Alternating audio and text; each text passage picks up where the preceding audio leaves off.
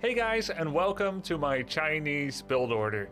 It's finally time to deep dive into the Chinese civilization, and I'm gonna teach you several different build orders in order for you to be able to craft your game plan going forwards.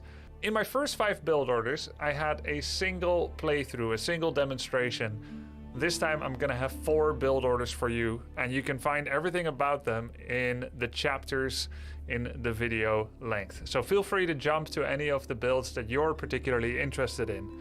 But I'm gonna be starting with actually explaining how the civilization works, how the Imperial Official works. I'm gonna be going through 4 openers, the economic, defensive, offensive, and water opener.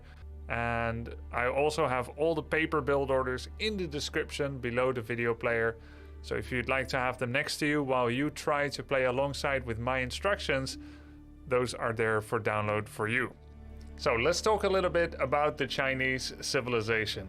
The Chinese civilization has the particular unique selling points. You've got dynasties where if you build not just one, but both landmarks, you can enter a new age. A new age comes with several unique advantages. You start with your scouts having a greater vision radius. If you go to the Song dynasty, you get faster villager production and access to a new unique unit from the archery range, the Zhuge Nu. The Zhuge Nu is a repeater crossbow, but don't be fooled by the weapon name. It doesn't have the normal properties of a crossbow, which does bonus damage to armored targets, heavy targets. It does 4 damage in a burst of 3 shots, 4, which can be interrupted if you give a new command to the Zhuge Nu, or if it dies. So you have to let it fire all 3 bolts in order to get the full DPS, and only then start to move until your next attack cooldown is available. The Zhuge Nu are especially good into enemy unarmored units, aka enemy archers. They're possibly okay into the horsemen. They get countered by horsemen, but they're much better into horsemen than, for example, the archer itself. And because they have low damage, they will only do 1 damage per hit against anything that has an armor of 3 or more. Even as the Zhuge Nu is upgraded, enemy armor may also be upgraded. And altogether, if something does 1 damage or less than 1, it's 1 damage. But because the Zhuge Nu attacks 3 times, it's able to always do at minimum 1, therefore at minimum 3 damage. That means that they are much better than archers into buildings, rams, cavalry, boats, and so on and so forth. In fact, they attack a little faster than the archer as well, so they're about 3.5 times as good into buildings than the archer, even though that's still not very good. They're best into, like I said, enemy Zhuge Nu, crossbows, archers, decent against horsemen, hand cannoneers, and into spears. However, archers benefit from bonus damage into spears, and Zhuge Nu do not. So that's kind of what you get out of the Song dynasty. The 3rd dynasty, the Yuan dynasty, offers you bonus movement speed for all of your army and your villagers when you build both the astronomical clock tower as well as the imperial palace.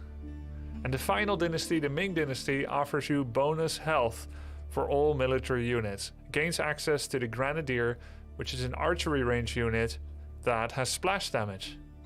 Oh, and the Yuan dynasty gives you the fire lancer access, which is a kind of like a horseman with a little bit less health, a little bit less movement speed, but the same factional advantage into archers, the same counter damage into archer type units, enemy ranged units, which actually includes the tower elephant, the camel archer, the archer itself, the crossbow, and so on, if they're a ranged unit. But they have a splash damage upon impact on an 8-second cooldown, or 10-second cooldown, I believe. And this splash damage is significant. Groups of fire lancers can one-shot entire squadrons of armies, and fire lancer is a strong unit in this way. It also has 50 damage into buildings, which is their fire damage, or 45 to 50 damage. So they're great at raiding. So besides being able to age up to a certain age a second time to unlock the dynasty, they've got all those special units. The Nest of Bees is their equivalent of a mangonel. Works a little different, but it's really strong. And then altogether, Chinese villagers construct defenses 50% faster than other civs, and all other buildings twice as fast. So houses, lumber camps, barracks, archery ranges, they all build fast. And that's before you start power building them with several villagers. Chemistry technology, the bonus gunpowder damage, is researched for free once you build the university and advance to the Imperial Age. And docks work 20% faster. That's the Chinese civilization in a nutshell and why they are unique. Now let's talk about one of the most unique things in all. The Imperial Officer. The Imperial Officer is trained from a town center, and it takes just as long to produce as a villager, 20 seconds. But unlike a villager, it costs 150 food instead of 50 food. That means that you can train them in the same time, but you'll be down 100 food after having trained them. So what does the Imperial Official do? The Imperial Official does three things. He can collect taxes from buildings that have had activity. Activity is seen as either producing a unit, finishing a research, or dropping off a resource. Those three are activity. And if a villager brings back any food at all, that is seen as activity. Right now this mill has 0 tax gold. Bringing back 4 food gives it 1 gold. Now the Imperial Official has 1 gold, and he brings it back to the town center. He can carry a maximum of 20 gold per trip. If there's multiple buildings that have taxes inside of them, he will go to each one until he's got 20 gold. And he's got automatic tax collection on right now. Anytime someone brings back food, he notices it with a small delay, almost no delay, picks up the gold and then goes back. And you see the little Z, the sleeping, as he picks it up and he parses where he's got to go next. There are taxes now. It also should be noted that there's a 15-second cooldown on collecting gold from buildings. He can only go to the same building every 15 seconds, but he can go to another one. Alright, I'll talk more about automatic tax collection and tax collection later, but that's how it works. So that's a nice way of generating infinite gold that starts in the early game and goes on until the last game. Goes on until the late game. The second thing that the Imperial Official can do is supervision. Supervising a building makes villagers drop off more resources than they are carrying. If a villager is carrying 10 resources, as we can see this villager is getting extra food, he will drop off 12 food instead. 20% extra. So you're creating extra food out of nowhere, making this whole thing last longer and increasing general income output. And the third thing you can do is to increase research and production speed inside the given buildings. Survival techniques takes 1 minute and 15 seconds, but we can make that 3 times as fast and make it last only 25 seconds when it is being supervised. This is a powerful mechanic and can be interrupted at any time, and then you'll have a percentual transition to how much time is still left on that research. For the purpose of explaining whether Imperial Official in the Dark Ages is worth it, I would like to take you into some maths. 5 villagers normally gather at a rate of 5 villagers, and an Imperial Official can boost drop-off by 20%. Therefore, it stands to reason that 5 villagers and 1 Imperial Official have the same food generation as 6 villagers. As 20% of these 5 constitutes a 6th villager for the Imperial Official. That means it's worth it to supervise a building from 5 villagers and above. With 5 villagers, there's no extra gain. With 6 villagers, we are gaining 20% of 1 villager extra income in comparison to what a 7th villager would be. So the official is now better than a single 7th villager. That makes the decision between 6 villagers and then a 7th, or 6 villagers and an IO, a simple decision. The Imperial Official boosts output, and he takes the same time to produce as a villager. So in terms of production time on your town center, the IO is now the superior choice when I am fully focused on food. But there's a few extra conditions to consider as well. we are going to pay a debt of 100 food for the imperial official. First of all, we need to have the 100 food in order to be able to make that decision. Secondly, we need to be able to earn that 100 food back on time for our next investment into food, not to be delayed to a point that we don't want it to be delayed too. So what else costs food? Scouts, horsemen, spears, archers, villagers, other imperial officials, and feudal age upgrade. So if we go for a Dark Ages imperial official, it's going to delay our feudal timing. Many factions age up somewhere between the 2 minutes and 20 seconds to 3 minutes. And we can see that AI just reached feudal age at 5 minutes. That means they started it either at 2 minutes or at 2:30 or 3 minutes and then power built it with more than one villager. And this is a normal timing for people to reach feudal, 5 minutes. So our own feudal is going to be delayed. So let's talk about what feudal we can get. Barbican of the Sun, which is a glorified watchtower, an outpost, a defensive thing. An Imperial Academy that I won't go too deep into, but it's useless. Generating extra gold is useless because tax collection is the weakest of the Imperial officials' 3 unique capabilities. There's always more taxes in your economy and production buildings than you can possibly collect over the course of a game. And as your sprawling base expands in size and location coverage, it takes longer and longer for the official to take gold and bring it back to the town center. So we've got one entirely useless landmark and one good defensive landmark that can protect an area and drops off in importance and relevance as the game goes on. It's good between the 5 to 10 minute mark, and after that it becomes less and less of a concern and deterrent. Barbican will be our standard age up landmark. But how fast do we need it? We could need it early for defense, but if we don't, then its speed didn't matter. The next thing is, when we reach feudal, what can we get out of feudal? Archery range, stables, blacksmith, marketplace, second town center, and stone walls.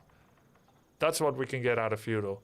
So if we are immediately making one of these after we reach feudal, we can say it's relevant to delay imperial official, to not make a dark age official, and to first get to feudal and then use it.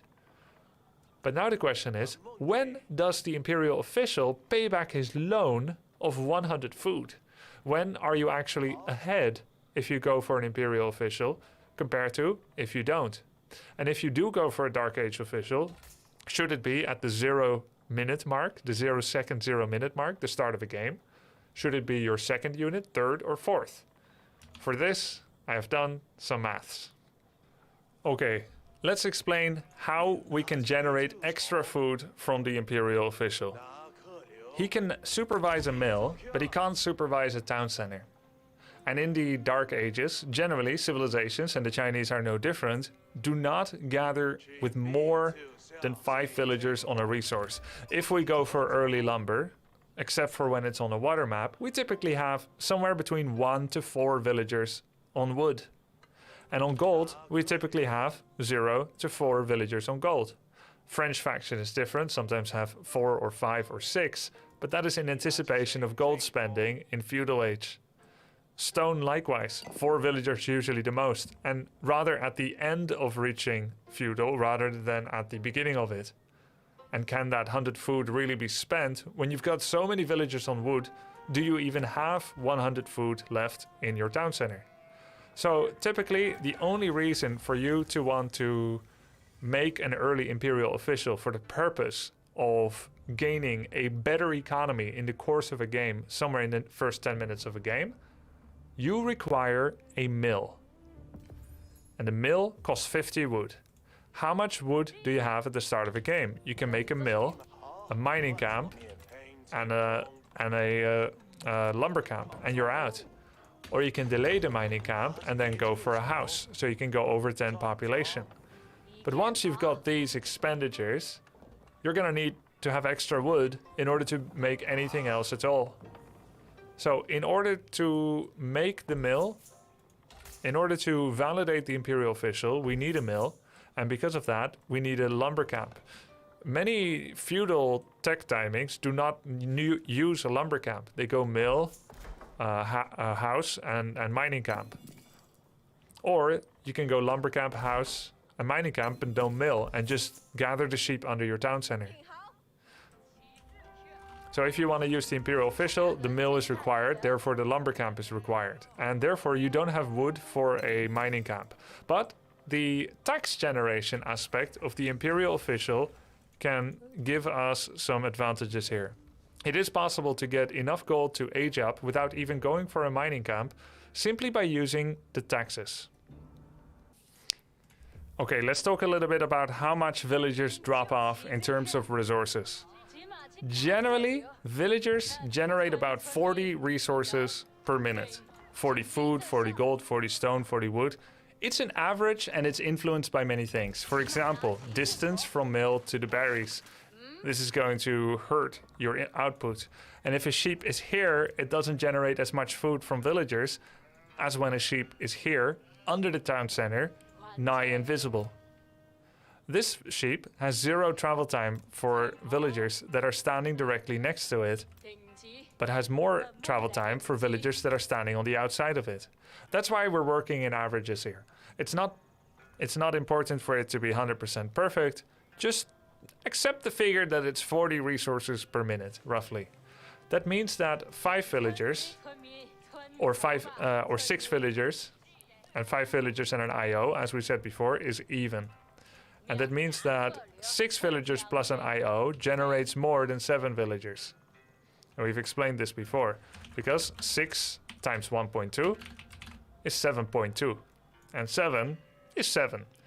So 6 villagers and an IO have 20% more resource generation.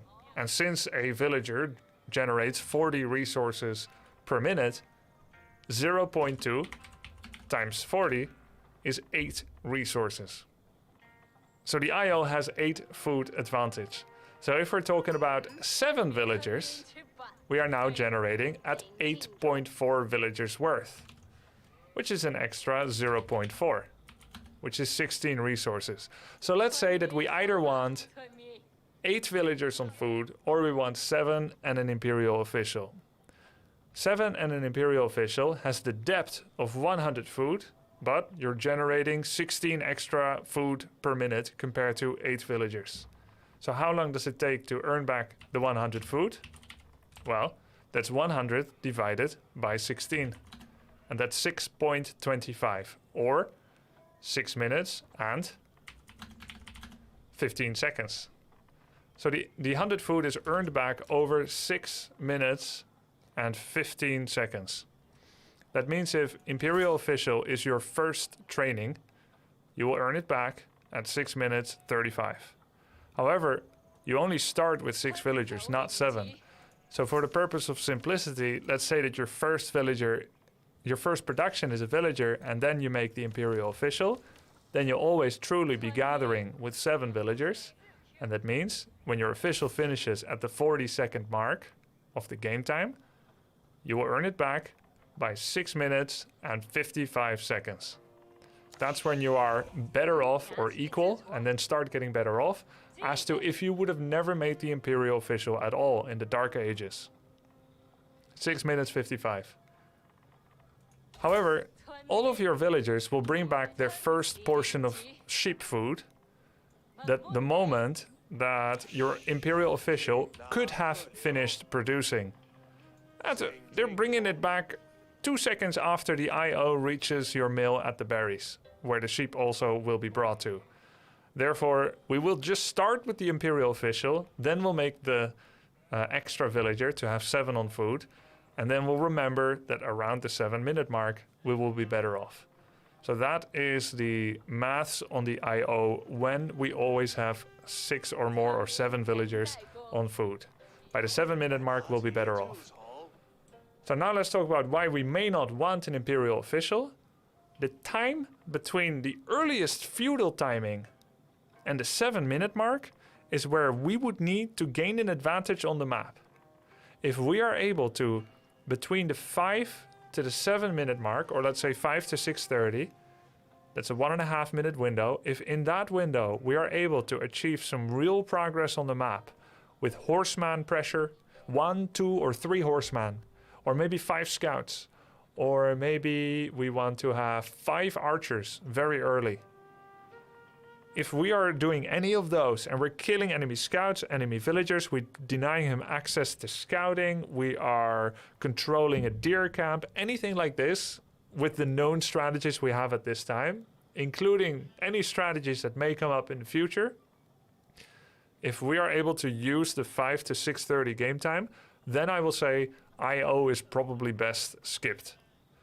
But if we are not doing any of those and we are not making ourselves extra safe right now with that 100 bonus food that we now didn't spend on the IO, because we need to rapidly adapt to a Dark Age rush from the Mongols, and we need some spears, and the IO has hogged up valuable resources that we really needed now, but we can't, and he hasn't earned it back yet because we're only at the 4-minute mark. Well, then I will say we don't want the Imperial Official yet. But for the purpose of most of my build orders, I will be using an Imperial Official, as I think it is better mathematically. And I would only drop him if I analyze in the future that there's going to be situations where I need to be active at the 5 to 6 minute mark. Hope that's clear. It needed a lot of explanation, and we'll be going to the build orders next. But I think it's important because the IO is fairly complex. Keep in mind that this mostly focused on food economy. There are other things to consider, but like I said, on water start, you'll be having 2 on food, you'll be having 4 on wood generally, and we'll cover the water start build order later. There's no way that 2 villagers on food can pay a 100 food loan. Even if you want to boost lumber income, that 100 food loan cannot be paid back, cannot be spent, cannot be afforded. You have a cut in villager production and it sucks. And keep in mind that in between food drop-offs, you can quickly collect gold. You can go bring it back and re-supervise before your villagers are dropping off for the second time. So you are able to do even more with an Imperial Official early. Even when you're using it just for food, you're still also getting gold from it, without any food loss at all if you do it right. And I'll show you that in the build order. Okay guys, you've made it to the first part of the build order. Later on, I'll be explaining the second, third and fourth build orders, which are going to be defensive, aggressive and water. First, we're going to be starting with an easy AI opponent, where I can show you how a game looks like when there's minimal interaction with your opponent. Holy Roman Empire, Holy Roman Empire, Delhi and Abbasid are more likely to leave you in peace, as well as enemy Chinese players. I've noticed that in many Chinese mirror games, both have a kind of hidden contract to be defensive and to not be attacked, and to just boom in economy, going for a second town center and so on and so forth. And I've actually used that to enact my aggressive build order sometimes, which is the third one in this video, to surprise a fellow Chinese player with some early archers and ram rush. Keep in mind the following though: the patch from the end of November 2021 has allowed main town centers to retarget their fire onto things that are not the first thing that came in range. So while before you were able to use a ram to draw all main town center fire, and that would allow you to move into the enemy base with impunity, with archers and horsemen and spears and so on, that is no longer possible. Whether this was an intended change or a side effect of the ungarrison change that they made in the patch, you can ask me about that on my Twitch stream, what that is not sure yet. What is sure though is that it happened. That means that the Barbican of the Sun and the main town center are now able to retarget. Your second town center is not able to retarget by right-clicking an enemy unit. And what that means is that when we're choosing our second town center location, rather than choosing a choice piece of land, a beautiful forest cabin where we've got deer and wood and gold nearby, we're rather making the second town center inside our base, next to the main town center, next to the Barbican of the Sun, in order to have the maximum potential defense into ram pushes. Holy Roman can do a mean ram push, and we'll try to be ready for that, but for the purpose of this build, it's almost like we're playing this in a microcosm of passivity. The first 6 to 7 minutes, we're not expecting a lot of player interaction. And I'm going to try to show you here how you can have a very smooth, economic, greedy game with optimal resource distribution with your villagers and so on and so forth. Where we're going into a second town center, then into Song Dynasty, and then into making units to try to defend against a potential attack with rams or otherwise. Having said that, let's jump into the game. One more thing before we start the game. In the recent meta of December 2021 and the end of November, it has been uptrending to get the professional scouts upgrade and to bring back deer to the core of your base. This allows you to be safer, as you do not need to spread yourself out across the map, finding deer, putting a mill there, and having to defend a much larger border than simply the core of your own base.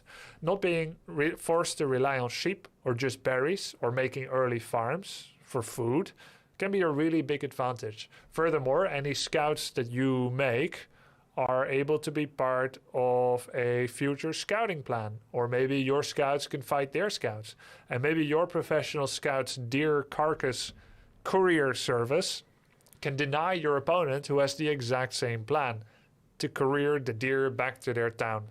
Anything that you get is something that they're not getting, so it's worth twice as much.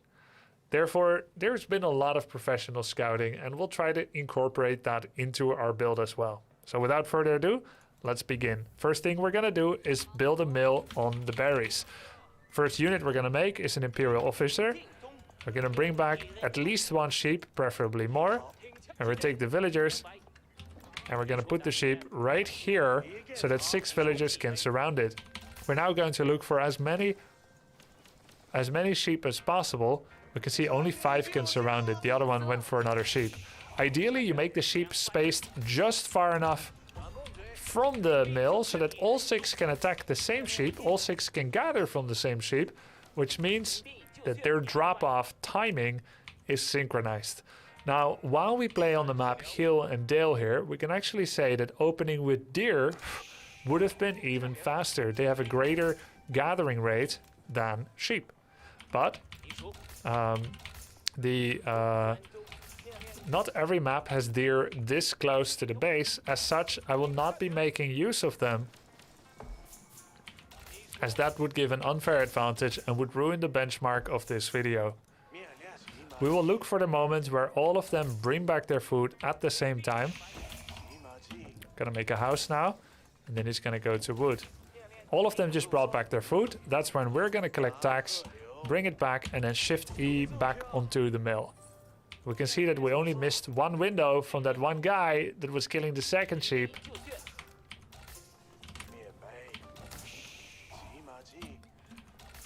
And now they finished the first sheep, so now they're all gathering around the second sheep. And had the second sheep been 100% adjacent to the mill, they would not have been able to all surround it. But I've now brought back additional sheep. And we can see that they've just done all of their return again. So I'm going to take 1 more and just bring back. Now we have 20 gold. Going to pick it up, bring it back, shift-click, resupervise. And that is how we will get 100 gold. And we can see he gets back just in time for the next drop-off. This takes a bit of practice, but it's the way to get 100 gold to get to feudal without being forced to make any mining camp on gold. And then everything else can go to wood. I'm now gonna make a scout.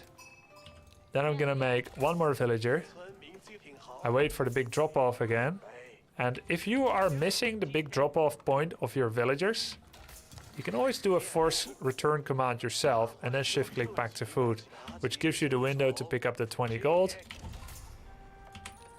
and resupervise in time. You'll be looking for more sheep on the map. If you're against Roos, you would be killing deer that you find to deny them their gold bounty bonus.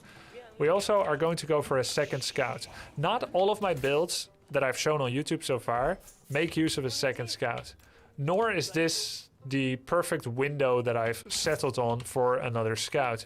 I think there's many potential timings that you could go for. But I think we're going to see more and more double scout play coming from various factions, as it gives you more information and it gives you more future deer control.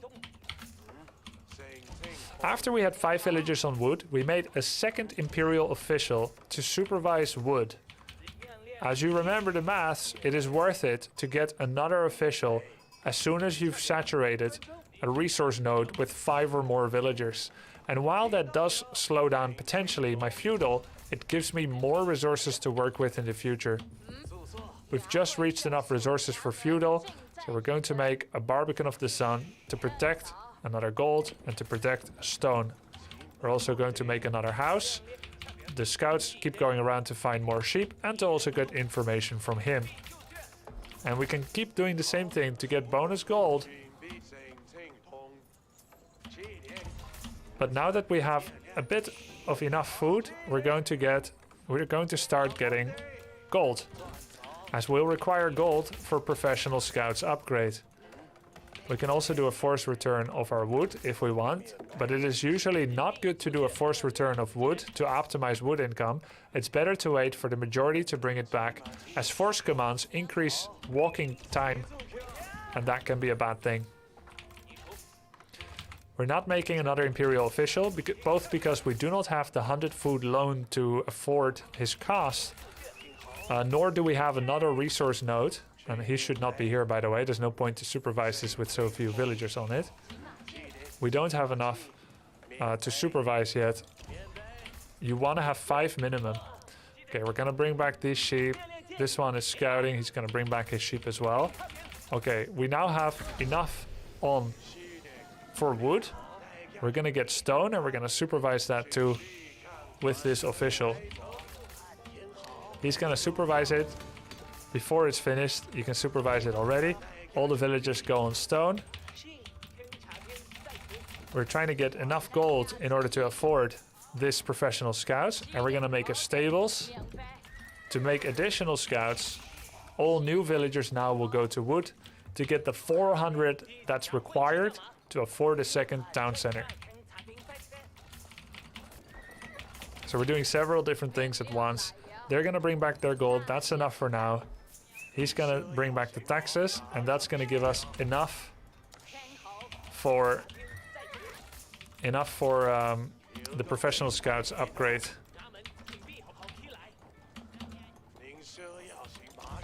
So we start that upgrade, and then when we have the food, we're going to start extra scouts. When we have enough stone, we need 300 stone. Now we're going to send 5 on gold. We're going to send the rest to wood. And the officer is going to collect a bit of gold here, bring that back to the town center. We're going to keep making scouts. And make another house. He will bring the gold back, supervise the wood. And our scouts are going to start bringing back deer. Once we have the 400 wood, we can make a second town center. So in order to bring back the deer, you can just right-click them, shift-click them one by one, and then you can bring them back in that way. They will do it themselves, pick up the corpse, you can shift-click them back to the mill. We want a total of 6 scouts. And you can just shift-click them back to the mill repeatedly. Okay, we have enough wood. Let's make the second town center. He's gonna return gold. They're gonna bring back all the deer. We're gonna get the hunting techniques when we've got the wood for it.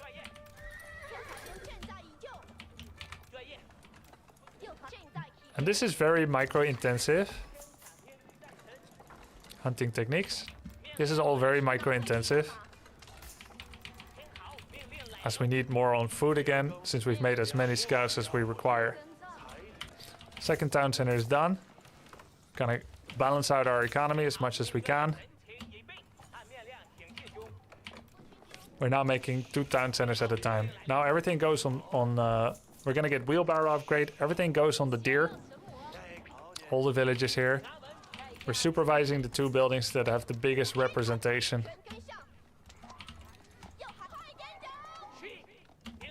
Gonna bring all the deer back. Shift E, Shift E, Shift E, and then out. You want to do multiple commands, as it can take a while to for them to drop off. And if they clump up each other, sometimes they don't drop off. That's why you want to do several Shift E commands.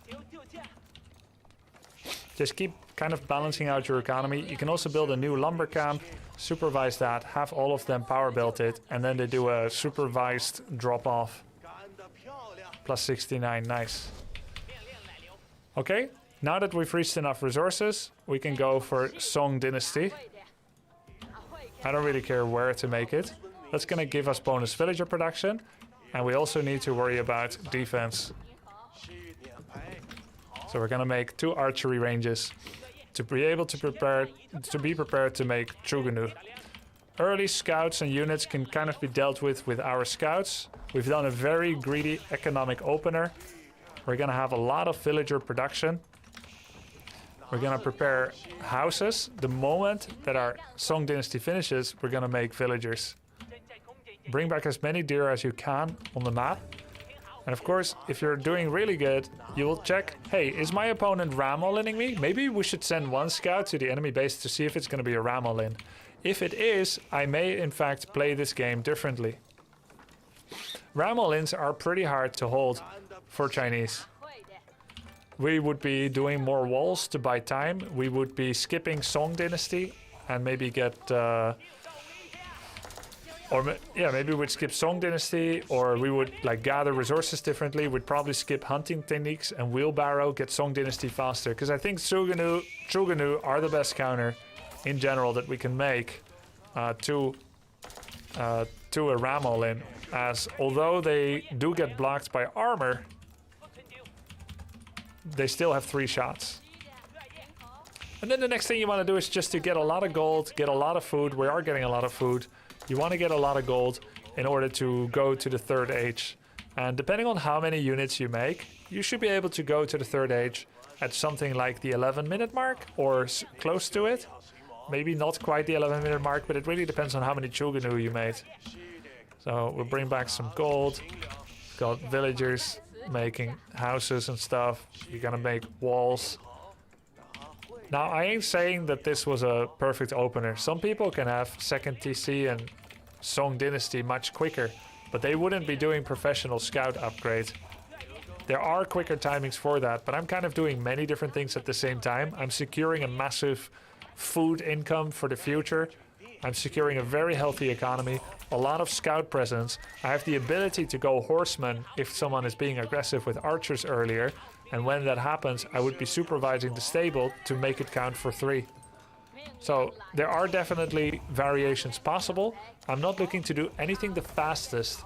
I'm looking to have a really good economy, a monster economy behind a very economic opening. And the ability to switch into defense if required without having too many sacrifices. I think this is a strong opening. I really like it. It hasn't really led me astray yet, and I entered top 200 with it. Though I will say, I don't always go for this opening. I try to scout. Perfectly laid out plans never happen quite as you expect them. I will go back into stone at some point. Maybe I'll get my 3rd and 4th officer. Though you should try to get all your officers before Song Dynasty, as it is less effective during it. Now we're gonna make Clock Tower. We're gonna be supervising the Clock Tower.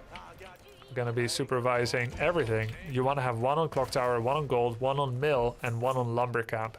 That's how you want to use your imperial officers. So a really fun opening overall. A lot of potential. We're gonna be able to mix crossbows with Chugunu, which is a great combination. Chugunu deal with light armor, crossbow deal with heavy armor. Gonna get armor upgrade. Maybe we sell some food. We're gonna get some melee armor. Maybe we're gonna get some stone walls. There's lots of possibilities. Scout and react is always true, and the best build orders start to become less and less reliable as you interact with your opponent. But that's why we scout and react. And then your ideal army composition could be Springalds, Chugunu and crossbowmen. And That is a strong defensive army comp where everything is ranged, works particularly well over stone and wooden walls. Or you could say, hey, if it was not required to be done so, you could go for 3 barracks. You could go 3 barracks and go palace guards with springles, also possible. Of course, this is a game of counters, so you would be always trying to counter your opponent. Hope you enjoyed this build order and learned some useful concepts for it. This was economy opening. Gonna go men at arms now as well. Why not everything, right? And usually the way that Chinese wants to play is in fact with the stone wall everywhere, which buys you a lot of time. Right? They build really fast as well, so it's really nice. Oh, anyway, I don't have enough stone. There we go, there we go. And you want to do that a lot quicker. I'm not saying build it now, right? Like, you want to build stone walls, especially on a map like this.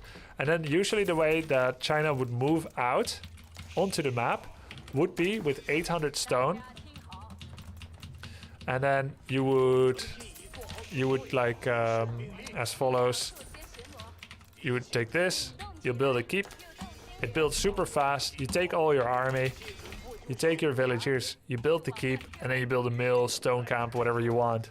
And that is the way of Chinese aggression after booming, by using a fast built keep. And you can, hell, you can build that keep right in front of their base. It really depends on the situation. Really fun build, very effective. And suitable when you notice your opponent is gathering stone, aka they're trying to be economical themselves. Or when you see that they're doing a lot of scouts, you know, hey, they're going 1 base fast castle. Then you go 2.5 base, no, 3 base. This is 3 base fast castle. In fact, a villager is 13 seconds with Song Dynasty, which is 54% faster villager production. Not even just 50%. They say it's a 35% reduction in villager production time, but because it's rounded down 13 seconds instead of 13.3 repeating, of course, it's 54% faster villager production, and that makes your 2TC count as 3.08 town centers instead of 3 town centers. So it's very good economy. We're combining that with the scouts. We're bringing back the deer. It's a strong opener. No one can compete with Chinese economy when left alone. And then you've got the springles with the bonus health. You're gonna get your bombards eventually. GG. Hope you enjoyed. That was economy opening. Next is defensive. Hey guys, and welcome to the next part of my build order video. In this video, I'm gonna be showing you my best build order against early aggression. My good friend Shou was able to play some custom games with me where he was Mongols and I was Chinese.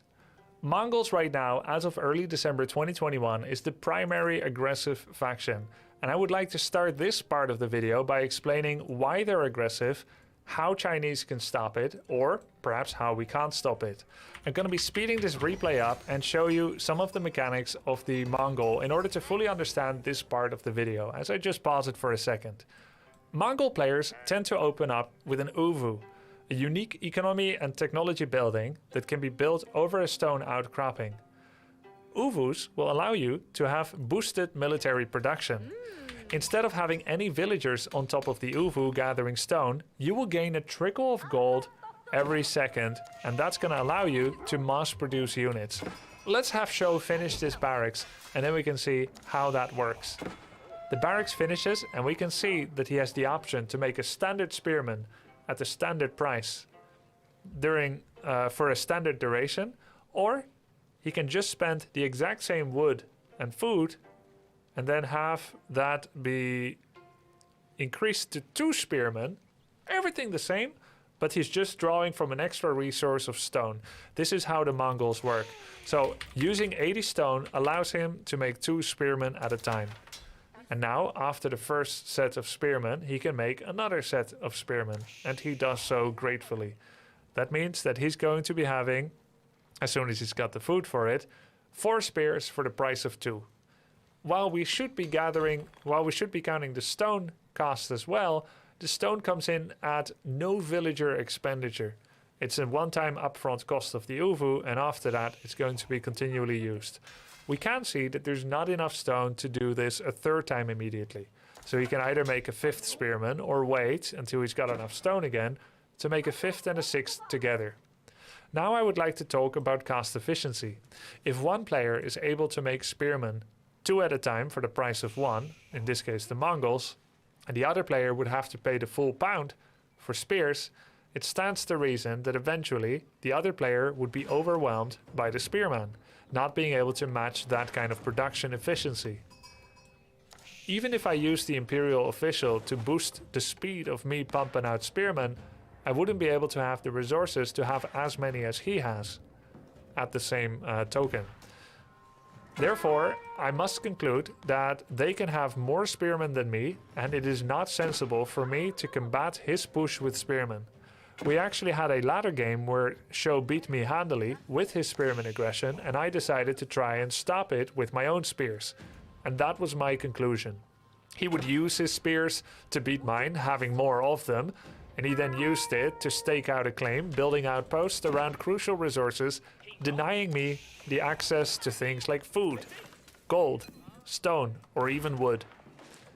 The result of this game that I'm going to be showing you guys now is my solution to early aggression from, for example, a Mongol player. And they are the prime suspect when dealing with this kind of play. I'll be taking you from the start of this replay till the middle of it to show you what kind of build you should be doing when you're being pressured like this. I would like to finish this early prelude by saying that all I can make in Dark and Feudal are spears, archers, and horsemen. The same thing that the Mongol can make. But the Mongol can also make horsemen in Dark Ages. It's something to keep in mind. And all of those units that he makes, he can use stone to double their output, and I can't. Therefore, it is not sensible for the Chinese player to use spears, archers, and horsemen in equal amounts to what they're making, as they will always have you beat in terms of numbers. As a result, we have to play the early game defensively. But both of us start with 6 villagers, and both of us will make 1 villager every 20 seconds. As a result, I will not be economically ahead of the Mongol, and we've also decided that I'm forced, and I'll explain more about this soon, forced to make several outposts in defense to stop an angled attack from this side, and then from this side, and then onto my gold. So I need outposts in many places. These are expenditures that the Mongol player does not have to make because he didn't lose map control, unlike me. So my unit inefficient production and my being forced to make outposts leads to the following conclusion. If all things like these are unequal, I will be behind. Already, I won't have map control and I'll be forced to make expenditures that do not help me to push out onto the map and attack. As a result, it is not sustainable for me to play only that way. Therefore, I need to make use of unique Chinese civilization bonuses. This could be like going Song Dynasty to make Truganu in order to have a unit that he has no access to. If that unit by itself would be strong enough not just to defend, and if it came out early enough, I would be able to use the Truganu to first defend and then be aggressive. Or I could try to go to Fast Castle, where I say, yes, I'm forced to make all kinds of outpost defenses, but I'm actually going to be okay with that because I'm going Fast Castle, and then I will gain access to units or tech that the Mongol, who tries to be early aggressive with spears, cannot compete with. And this is a possibility. But I would like to present you with a paradox, after explaining one final point. The spears that the Mongol player has, as Sho demonstrated in some of the previous games that I practiced with him, when he has 8 spears and when he's threatening outpost production, he can use the Khan signal arrow, a fire signal arrow that increases the movement speed of all nearby units for 5 seconds. He used this effectively to kill some of my villagers, despite me trying to scramble to get into the outpost. Anytime he gets a singular villager, he increases the advantage that he has in the game. By having 1 extra villager at the 6-minute mark or the 4-minute mark, he has a lifelong economic advantage. And every time he does that and we lose a villager here and there, we fall further and further behind. Now not only useless investment in outposts, but also fewer units on the map and loss of villagers. Because of this, it is important to upvalue the value of our turtle and our defensive position. We don't have special units, we have no particularly amazing economic advantages, and we have no information about what he's doing. Information being very important in a strategy game. As such, we will upvalue our situation by having access to bonus villager production. We will go in true Chinese fashion, where we will have the numbers advantage. We will try to say, okay, my archers, my spears, whatever, I can't have as many as you do on the same cast. Let's make sure that we've got a bigger income. And therefore, I will be showing you this 2 town center opener. And that is the paradox. Even though we face heavy aggression, we will endeavor to expand our economy within the turtle that we have. We'll try to bunker up against aggression, refrain from using cost inefficient units to combat him in mass spears, and we'll get a second town center. So on that note, let's begin the build. 6 villagers on mill, and then immediately start gathering from sheep that the scout brings. The first unit we make is an imperial officer. He immediately goes to the mill, and I've already explained why I think this is a good opener in general. Start supervision. The villagers will bring back food roughly at the same time as they started gathering roughly at the same time. After they've make note of when all the villagers bring back their food. The first trip deposits 6 gold in the mill, and when they all do it again, there's 12. When they all do it again, there's almost 20. We're going to be building a house now with the first new villager, and then we're going to send more villagers on food. Meanwhile, our scout looks for sheep and tries to bring it back. One thing high on the priorities against Mongols is to go check out what they're doing at various points. Keep in mind that that mill that we made, as explained before, reduces our available lumber, and therefore we cannot go for a mining camp on gold, but we're going to use the tax officer to pick up gold. Note how I made all 5 villagers bring back their food that they had at the time into the mill to make sure that I made use of the 20% drop-off bonus. Only then did I take my officer to pick up 20 gold from the mill, bring it back, giving me 120 in the imperial coffers. Then back to supervision before your villagers drop off their next drop-off of food. After 7 on food, as you can see, everything else has gone to wood.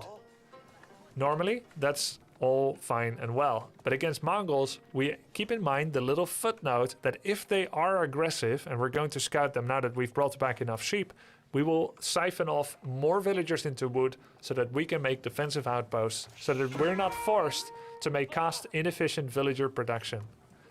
Every time the villagers bring back their food together, that is a window for me to take taxes. If I don't see the window, because I didn't pay attention or because they bring back their food in fragmented timings, I could choose to do a force return command myself and then shift click them back onto food to give that clear window for the officer to bring back the 20 gold to the town center. As I just did, we now have 140. The scout checks and sees, hey, spears are coming. This moment, 238, is when we see the barracks and the spears. So I already start siphoning off villagers away from food to wood. The best plans fail. Everyone has a plan until you get punched in the face. Nelson Mandela. An imperial officer starts to go back to the mill. Keep in mind that everything from this point onwards becomes a dirty build order, essentially. None of this is going to be pure anymore because it is heavily dependent, contingent upon what my opponent is doing. Therefore, things may not be perfect, but things never are in war games. We're going to make an outpost here to defend our food. And then we saw the aggression from the right side. We're going to make another outpost here. He brought 1 villager, but we've got the power of bonus Chinese speed production, in addition to being able to pull multiple villagers. I think I overdid it a bit here. As you can see, this outpost is 60% done. I could have power built it with 4 and I would still be fine. There is a diminishing return to extra villagers building the same thing, and I overdid it here, but I was afraid. 5 on food, 11 on wood. I also missed a few gold return points for the tax collector, and I sent it past the town center rather than on top right now. But still, I'm trying to get pockets of 20 gold back. The lumber camp has now generated enough gold to also bring back 20. And with the 15-second cooldown and the available gold on the mill, I'm actually getting enough gold really soon in order to pick it up. And I have enough now, as soon as I have the wits to notice it, to take the final 20 gold, bring it back for 5 clean 20 gold trips to basically be able to sponsor a feudal tech timing 100% based off of tax gold. Despite, and I forgot to bring back the gold here, you see. Now we can make the Barbican. And that could have been cleaner, but like I said, things are really messy. Now I'm making a mining camp on stone. This is the first executive decision that I made that seems like a paradox. It seems weird. While you're being attacked, that's when you're going for stone to prepare for a second town center. But like I said, I reasoned out the paradox that it is better to invest in the future of economy on my turtle rather than trying to compete with the Mongol in what they do best, mass early unit production for a cheap price. So we're starting to gather stone. We make the Barbican, and I gotta say the range of this watchtower is until roughly here, so the Barbican here would have been much safer and cost efficient. Now he could try to use Signal Arrow to pressure my villagers and kill any. And if we see, I didn't lose any villagers yet. Show said he had a bit of a harder game this time. He beat me handily twice before this, but I wanted to show you the results of my experiments. You can see how easy it could be if you don't react fast, where you could lose some villagers. And again, the attack range is here. If I built the Barbican here, that would be totally fine. Don't be too greedy with your position like I was. I'm now supervising Lumber Camp. Imperial officials should always supervise the building that has the most villagers allocated towards it. Unless. It's always like that. If you want to supervise food, that should be the dominant resource gathering. Otherwise, it's better to just take one villager from wood and put it on food. If you decide you don't want to boost this many villagers on wood, always supervise the majority resource. Looks like I lost a villager now, and that's how you can start to see, hey, I'm 23 villagers, he's at 23. Eventually that's going to change, right? It's going to be in my disadvantage if I keep losing some. That's why I want that early stone gathering. And I think the Barbican here would have been better, right? For the reasons mentioned. My stone would be safe. So back on stone, trying to defend against this outpost and realize, like, okay, yeah, it's good to have an outpost here for vision and defense, but it's actually really hard to kill an enemy outpost with your own. The ranged armor and the damage just means that that's never gonna fly. I could make hand cannon slits though. Hand cannon slits, I am actually making it. It's gonna allow this tower to shoot by itself. But it's like 8 damage or something into too much ranged armor. So yeah, I make the slits, but it's not really crucial. Mass gathering stone and a new Imperial officer, second one, in order to supervise this building. That should have been the key. As you see this build, this game kind of developing, let's talk a little bit about automatic tax collection. If automatic tax collection is on, the Imperial officer will go around by themselves collecting gold in maximums of 20, within cooldowns of 15 per resource building and production building. They also have. But if you turn it off, this is actually important for me, generally, to turn off automatic tax collection. The best thing an officer can do is to boost production. 3 times as fast production means that this range is worth 3 ranges. The second best thing they can do is to boost resource drop-offs 20% more, making the resources that you have actually count for more, in addition to the bonus generation. And the third best thing you can do is tax collection. So you don't want to make 4 officers just to let them go around on automatic tax collection in general. That's the thing you do if you've got nothing else to do with officers. In between. And if you have good APM and multitask, you can manually collect taxes and then go back to supervision. Having said that, there's one important thing I need to explain to you about automatic tax collection. If an officer collects tax from a building and autocast is on, and he's on a return trip to the town center to drop it off, he will ignore all commands of supervision. So if you've got a returning officer going back to your town center and you say E, supervise, left click lumber mill, you'll hear the sound. He will look at it 1 second, then he'll go back to the town center to start collecting. This overriding makes sense from a game AI perspective, where he's like, I'm autocast collecting, I need to bring back this gold. But as a player, it's annoying. As such, turning this off removes all that grief, stops all that noise, and allows me to make my own mistakes rather than having the game make mistakes to override my good moves. While that it is potentially tedious, there is a logic to it. You can see I'm doing a personal tax collection myself here. I right click it on my town center. I then shift E it back on a resource building if I want to. Or in this case, looks like, where am I going? With this one? I have no idea, guys. I don't know where he's going. Oh yeah, I'm gonna supervise the gold. I chose to go for a different gold. And it is worth it because I've got more than 5 villagers on the gold. See? Keep in mind you can supervise a building before it finishes. So you don't need to wait till it finishes, which is really neat. You do a long distance mining camp, location, production, you supervise it, and then boom. Okay, now that we have our second town center, let's explain a little bit about why second town center, then Song Dynasty, is better than Song Dynasty into town center. Song Dynasty allows you to produce villagers 50% faster. A second town center allows you to produce villagers 100% faster. And going Song Dynasty, when you're on 2 town centers, allows you to build 50% faster from 2. AKA, Song Dynasty is worth a 3rd town center when you've got 2. But it's worth half a town center when you've got 1. And a second town center is worth 1 town center when you've got 1.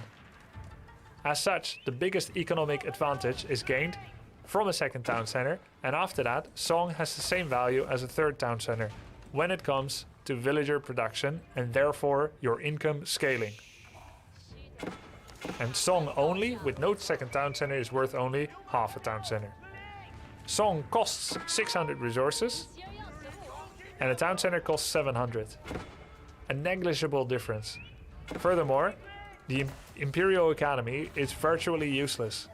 Nearby buildings generate extra tax gold. Let's see how much at this very reasonable 11-minute mark buildings have. 8 gold inside the archery range, 160 in the mill, 6 in this lumber camp, 10 in this lumber camp, and 49 in this. Even if my 2-3 officials were non-stop gathering, they would never be able to empty this mill. And while this mill has a 15-second cooldown and every other building has their own 15-second cooldown, that could mean that yes, this archery range would be procuring a greater storage of gold. This lumber camp, had it been in the range, which it's not, could have been procuring more gold.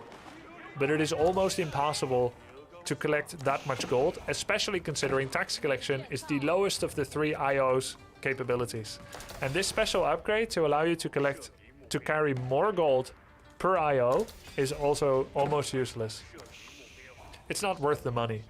You could potentially make use of it, but the extra resource investment of an Imperial official doesn't really earn itself back with that low trickle of gold. I would definitely consider making Imperial examinations later on.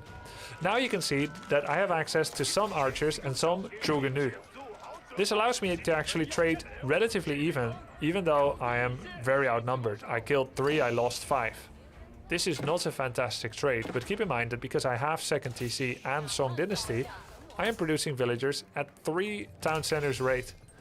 And while he did go for his own second town center, that means I am still outproducing him in villagers. Therefore my income scaling is 50% better than his. He's now going to Castle Age, and I myself cannot yet, but I'm upvaluing my economy. I'm also spending less on villages. That is unlocked via Song Dynasty, and I have the only unique unit that we have in Feudal Age through the Chuganu. And I'm now making a second archery range to make more of them while supervising both, which means I'm actually producing out of 6 archery ranges right now, Chuganu. And I can use those to defend. Here we have another battle, and if we look at the military, we can see I've lost 15 and he's lost 13.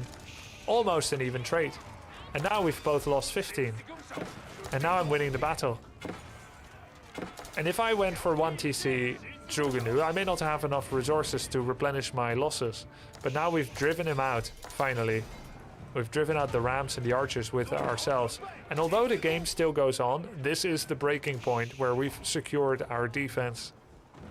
And we wouldn't have been able to do that from 1 town center. And that's the paradox of economic response into heavy aggression. From this point onwards, it's a case of making it to castle age myself, or to attack with my own rams presently in order to deal economic damage to him. And as I speed up the replay and I've made these rams, we can start to try to deal damage to him. Keeping in mind, Chuganu do 3.5 times as much damage as archers into outposts, which actually means they do respectably into the outpost. We kill this Khan, we're killing some archers, we're target firing some of his gold villagers, and suddenly we have hurt him back as well. And from this point onwards, the game is winnable, where many other games before it wasn't. I've tied things together with some walls, which you always want to do into Mongols as soon as you can, in order to stop run-bys. Another unique factional advantage that Mongols cannot do and most others can. I'm gonna try to get to Clock Tower.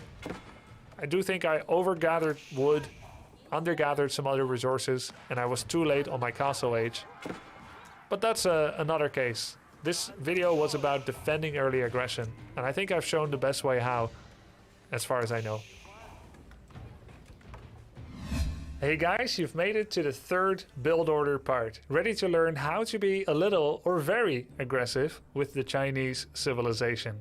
This opener used to be, in my mind, a way to all in and defeat your opponent with a ram all in. But as I explained earlier in the video, people can now retarget away from rams with their main town center. As such, I don't think anyone in this game should be considering the ram to be a carte blanche, a free victory against their opponent when you have the numbers advantage, as their town center can retarget to your archers, spears or horsemen to attack them instead of the ram.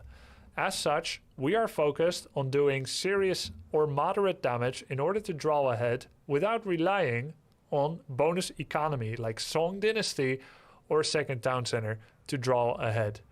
We can still go for a second town center or Song Dynasty, but not without early aggression. There can be all kinds of reasons to go for early aggression, not the least of which is because it gives you information and it disrupts your opponent, making them make forced errors in addition to unforced errors. And this can be really valuable. It's also fun to be aggressive early. And while you make an early investment into units, you may nab a few villager kills, which gets you ahead in the long run. Or against someone that is being extremely greedily economically, you may be able to negate the economy advantage that they had while putting mental pressure on them, then you catching up with your own economy and eventually having a balanced 50% on par game. All right, I've done the premise. Now let's jump into build order number 3 for this monster guide, aggression. We're gonna be starting things off with all villagers on a mill. Imperial official, take the sheep on the scout. We're gonna drop the sheep off next to the mill for optimum location. All the villagers go on the sheep. That can be surrounded. Dumb villager got permablocked. Did you see that? And then we're going to supervise the mill. Now you may wonder, the Imperial official, I've done the maths earlier in the video. And like I said, if you're looking to achieve anything before the 7-minute mark, you may be inclined to believe that it is worth it to skip the official. But by my maths and by my reckoning, I don't think it's ever worth it. My intuition as well. While you can have more available resources before the 7-minute mark, those available resources would be expressed in a number between 1 to 99 food, more likely around the 50 food mark. Is 50 extra food worth it to not have the officer who can gain you additional free gold? I think not. As such, we open with the official, even though he may slow us down just a bit. Gonna bring back the gold and everything else on wood. The Imperial official can additionally be used to boost archery range output, which makes your single archery range worth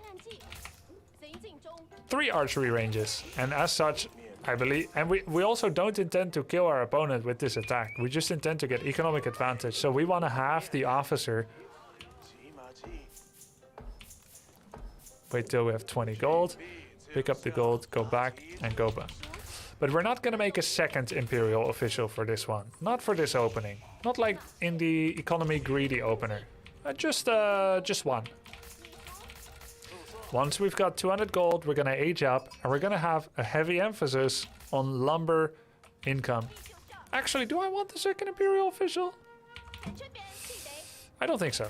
I don't think I want the second official. I think we'll do it with just one. Because while the first official is earned back by the 7-minute mark, according to my reckoning, the next one, if I make it now, would be by the 9-minute mark. I think that's a little bit too late. Gonna bring back the sheep. Okay. We're gonna do a force return. Bring back the gold. Do we have enough in the lumber camp yet for another return from there? Not quite yet. Okay. Continue to scout around the map. Everything else on wood for now. I think I do want to get some gold as well.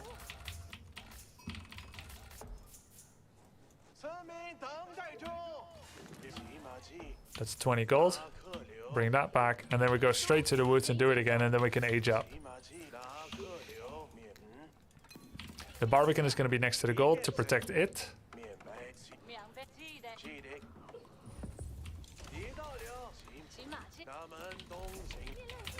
We need lots of wood because we're going to mass produce archers. Keep in mind that we keep our official on the resource with the highest representation of villagers. If we're not happy with this representation, we would sooner shift these around. We also want to have minimum villager walking time, as walking time is gonna directly cause us to have less... Yo, thanks. It's directly gonna cause us to have fewer resource generation in total. These two, after finishing Barbican, are gonna go into gold. I'm gonna put one more. We want to have 5 on gold so we can get some cool upgrades. 5 on gold total, and that's it. Everything else to wood. I think now actually I'm able to get the official and have that be worth it. I didn't want to rush it. I don't think it's gonna hurt me to get it now, because I'm gonna get bonus wood production, and that's gonna give me options. Now, I may change my mind on this at some point, but it feels right to me. So we're getting to feudal. We're gonna make an archery range and a blacksmith instantly. That's how we make use of the timing. Gonna bring these sheep back. Official is finishing. Archery range is finishing. Bring this sheep back. Now we're gonna find out where our opponent is. You are allowed to scout earlier, by the way. Okay. Now we're gonna start making archers. We're gonna get attack upgrade. And we're gonna supervise the archery range. Or alternatively, we could supervise the range and the wood, as wood is the most valuable resource now. And what we can also do is to supervise the blacksmith to boost upgrade. If we notice that our income production does not measure up to the rate of archers that we could produce, as is the case now, then we can make the upgrade go a little faster. And depending on the type of units that opponents get, we could shift our upgrade focus. Now back on the range, our goal is to get either 5 or 10 archers as quickly as possible. We now got 5 archers. We got 5 archers now. We're gonna make a 6th, and that's it. Back to supervise. So we're supervising gold, we're supervising wood. We're gonna take these archers. Keep in mind that 5 archers, 2 shots a villager. So this is the nature of our aggression. At this point, we send more to food again. At this point, you can go anywhere. This is basically the premise of my build. You can go siege engineering and keep boosting wood hard and go rams and make more archers. You can pull villagers away from gold and entirely go into food and wood. From this point, you can go anywhere. But the goal is to surprise someone with secret, surprising hidden archers. From here on, I could go one base Song Dynasty, I could go for a second town center, I could get the siege engineering upgrade, I can rush fast castle, I could even make a stable and now go into professional scouts. The point isn't so much what you do afterwards. It's saying, here's an option to get 5 archers across the map fast, 6 for good measure, or 10, right? As many as you like, you can make them 5 seconds each. Kill a bunch of villagers and then pull back, campaign well done. This build is simple as the others are complicated. Oh, he upgraded textiles. Well, nobody does that. Nobody actually does that. This one is as simple as the others are complicated. Hope you enjoy this little spin-off. GOHF soldiers. Next build is gonna be Chinese on water. Hey guys, I'll be sharing this game that I played on ladder against a French player called Chanay or Chanay. I'm not exactly sure. It's Chinese against French, and before the new patch, this would have been almost a default loss. The French much more powerful than Chinese on water. But since the Hawks got nerfed from 6 ranged armor to 2, arrow ships actually have a chance. And I was hard at work recently in the past days to develop a build order that can pump out enough junk ships, not my name, it's their actual name, in order to compete with the French Hawks from a defensive position, if not even an aggressive position. Here's the opener, and it's the same for many civilizations on water. 2 on food, 4 on wood. This gives you enough food to have non-stop villager production, while also giving you enough wood in order to build the fastest possible docks. The scout will try to find where deep sea fish are, deep water fish, the fastest source of food generation and pickup in the entire game. Except maybe Holy Roman Empire. Inspired villagers getting shoreline fish, but that's another matter for another test. The scout has found deep sea water source. You can tell in the fog of war by the birds circling over it. So my villager is going to go there and build a dock. So rewind, it was 2 on food, 4 on wood, then I put another 1 on wood and then another 1 on food for a 3-5 split. All next villagers are going to wood now in order to get all the lumber required to build fishing boats whenever possible. Boats now cost 75 wood, and they are a great source of extra food. A lot of people wonder why docks at all should be good on a map like Boulder Bay, where you can also reach your opponent by land. But you'll quickly fall behind in total income and the growth of your income if you do not make use of this extra source of income generation. Just like having access to a second town center gives you bonus villager production, which helps scale your economy to reach high economy rates much quicker, with the only downside being the potential risk that you expose yourself to by delaying army, docks likewise do the same thing. Water control is incredibly important on hybrid water maps, or even maps like Archipelago and Warring Islands that are 100% water maps, where the only way to get to your opponent is through warships, fishing boats, or transport ships. This is a hybrid map, Boulder Bay, one of the more hybridic maps compared to something like Ancient Spires or Mongolian Heights or Danube River, or however you pronounce that. So I'm going to be opening up with just 1 dock. There's 1, 2, or 3 dock openers. My goal is to get some extra food, but not to entirely pigeonhole myself into the water this early, especially since fishing boats are a little bit more expensive than they have been. I don't feel the need as much to rush out the extra boat. Make note of my economy so far. I still have 2 on food because I want to reach feudal in a decent time. But for the rest, the villagers that you see on food are actually fishing boats, and they bring back 40 food apiece, and you can see that their food generation is relatively fast, about 1 per second, compared to a villager on food having maybe 1 per 2 seconds or 1 per 1.5. I don't know exactly. At the 3-minute 18 mark, I've gone for a gold mining camp, while still having the most possible villagers on wood. I haven't made the forestry upgrade, as that's going to delay my feudal. And the goal for this build is to have 3 junk ships out by minute 6:30. That's the time where, in my experience, the French can have 2 hawks in my face. Or 1 with the second one coming soon.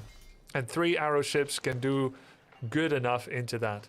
If you make sure that your build order is as clean as the one I'm doing here, chances are that your 3 galleys, your 3 junks, will be up against 1 or 0 or at the most 2 hulks. And in most cases, I would say if your build is this clean, you'll be against 0 or 1 hulk at the level you're probably playing at. But even the worst possible scenario where they have 2 hulks, it takes only 29 seconds for you to have 6 junks out. So if you can buy just a bit of time, you're guaranteed to win the water battle on your own side of the map, which is really incredible to consider, considering that French used to be completely unbeatable in free loss on water. Right now, the amount of villagers we have on food is 0. We have taken all of them off and we are relying entirely on fishing boats. And besides, of course, the villager that's still doing shore fishing here. We keep this villager here so that he can make a dock in the future. We've gone for a barbecue of the sun by the 4 minutes 40 mark. We have enough gold and food for it, while banking up considerable amounts of wood. We're going to be making the barbecue with 2 to 3 villagers. I'm not exactly sure which one is right yet, and it's kind of going to get messed up because of his scout harass. I'll sometimes take my villagers to attack his scout and then go back to gathering, but for the most part, you can see now 0 villagers. For the most part, it's going to be an average of 2 to 3 villagers. We go for a total amount of 7 fishing boats. I'm not sure if I still make another one or if I stop at 7. I've experimented with 7, 6, and 8, and that number is roughly correct or so. You can see I'm at 7. I'm actually going to go for a 9th and for an 8th and a 9th. And I think I stopped right there at 9 boats. We're now making the barbecue with 4 villagers. We've built up enough lumber here We've built up enough lumber in order to be able to make ships upon reaching feudal. And there we go. Now, I will say that I had the villager capacity and I had the wood capacity to have finished the 3rd dock earlier. A dock only takes 30 seconds to build. So while mine is going to be finished at 6:15, do a little bit of forgiving, 6:08, do a little bit of forgiving mental gymnastics and consider that I had built it at the right time. I also have a perfect rendition against AI, but in that game, I don't have a real human opponent. And I decided to show this one, as in this game, I actually have a human opponent. You can have 3 galleys out by the 6:30 mark, 3 junks. You can see that I have 2 junks out, but I have another in production. It shows that I could have had 3 right now. Generally, you're going to use those for defense. But because I haven't seen a Hulk here yet, and I now know that by 6:30 they could have a Hulk on my side of the map, I'm going to attack. Additionally, I see that he only just reached feudal age. And you'll know after they reach feudal age, if we swap to his vision, hey, a Hulk takes 45 seconds. So you can pretty much expect a Hulk on your side of the map, 15 seconds travel time on Boulder Bay, takes 45 to make, a minute after he reaches feudal. I now knew I was the upper dog on water, and therefore I immediately used my junks aggressively, forcing his fishing boats to run away, decimating his food economy, and dominating the waters. This game ends up being, as you can see, a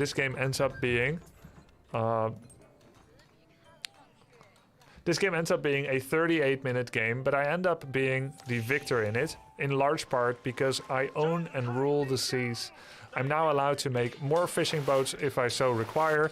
I'm allowed to start getting economy upgrade like fishing lines, extended lines, and I'm even going to transition into trading ships once I've built up the resources in order to set up trade routes to this neutral coastal trade post. I can take the sacred site anytime I want to, and this has basically set me up to be in a great spot. I'm walling off various parts of the map in order to defend myself against potential counter-aggression from Royal Knights. Now let me show you another game against a player where it inspired me to improve my water build.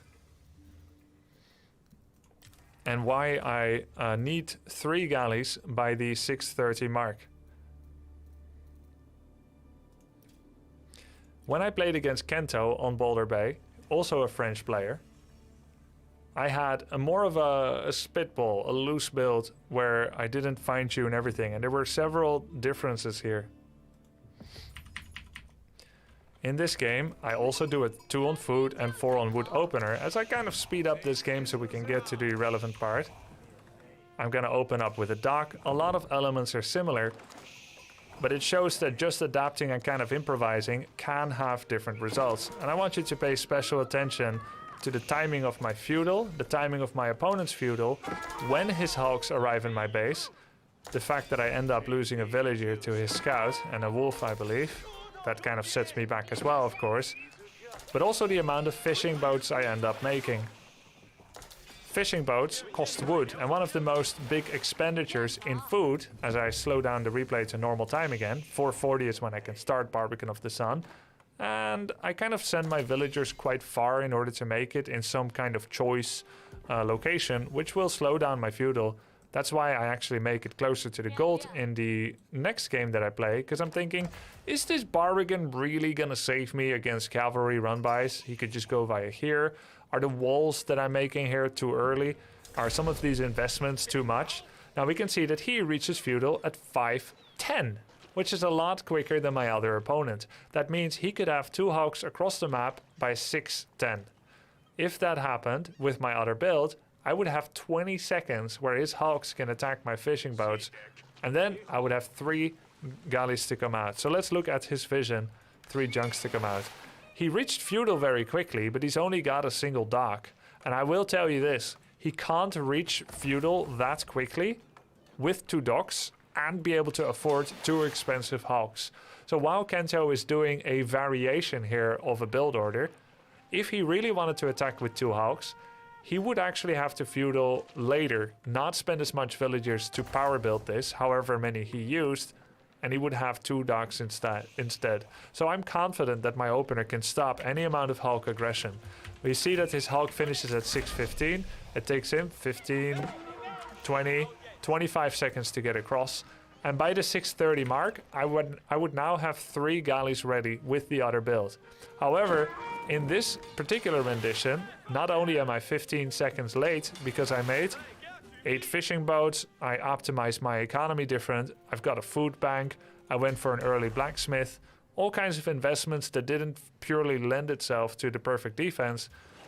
And I'm gonna get 2 junks out, and I'm gonna show you how that actually performs. I don't have another junk out yet, and it's a 1v1 now. Now it's a 2v1. And that actually is not favorable. I take a little bit more damage, he doesn't take quite enough, and by the time his second Hulk comes out, especially with a boat for repair, I still only have 2. Now with my other build, by 7:30, I would have actually had 9 junks. No joke, I would have enough resources for 9 junks, and I would crush this Hulk army. Because 6:30 is 3, 7 minutes is 6, and 7:30 is 9. If you put all of your resources towards it, and don't waste resources on marketplace, blacksmith, or improper villager optimization. So that's the water opener. Take water control, then transition to dominate land as well. I should note that you do not have enough food to build an Imperial officer, and that's why I struggled more in this game as well. I went for 3 Imperial officers. You'll note that in the build order that I showed you, I don't make any because 2 food villagers cannot pay 100 food loan extra that the Imperial official costs compared to a villager. Hope you're going to dominate water with this opener. And keep in mind one more thing. Balanced projectiles, the range damage technology, works on junks. Junks actually do 2 shots of 2 arrows, so a total of 4 shots per attack rotation every 2 seconds. They do 8 damage baseline. That's 6 on the ranged armor of a Hulk. That's 4 times 6 is 24. So you have 12 DPS per junk into a Hulk. And when you get the attack upgrade, that is increased. Instead of 24 damage, you do 28 damage. So you have a DPS of 19. 14. 14 instead of 12. And that is nice. So while the junk reads benefits from blacksmith upgrades, keep in mind that in the current build of the game, only ranged attack works on junks, and armor does not work, even though you would be fooled to believe that it does work.